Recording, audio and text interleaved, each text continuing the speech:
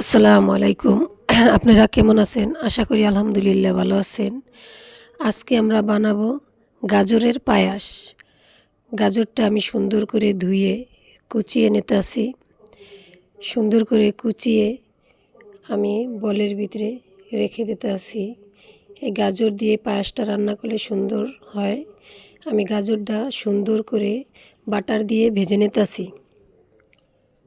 Butter দিয়ে সুন্দর করে ভেজে এই দেখুন আমি নিয়েছি পুরা মতন। এখন দিয়ে দেব দুধ, খাঁটি গরুর দুধ, কোনো পাউডার ব্যবহার করা হয় নাই।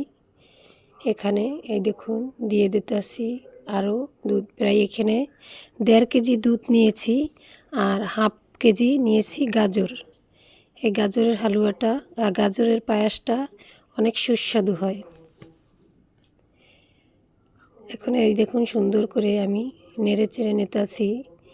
নেড়ে চেড়ে নেওয়ার পর দেখুন কালারটা আছে কি সুন্দর টকবক করতেছে। এখন দিয়ে দিলাম চিনি। চিনিটা আপনারা যে যেমন খান পরিমাণ মতন ব্যবহার করবেন বা নেবেন। এই দেখুন পায়েসের কালারটা অনেক সুন্দর এসেছে। এইবার দিয়ে দিলাম গুঁড়া দুধ। গুঁড়া দুধটা সবগুলো দিয়ে দিলাম। গুঁড়া দুধটা দিয়ে নেড়ে চেড়ে নেব। এই দেখুন কালারটা কি সুন্দর হয়েছে।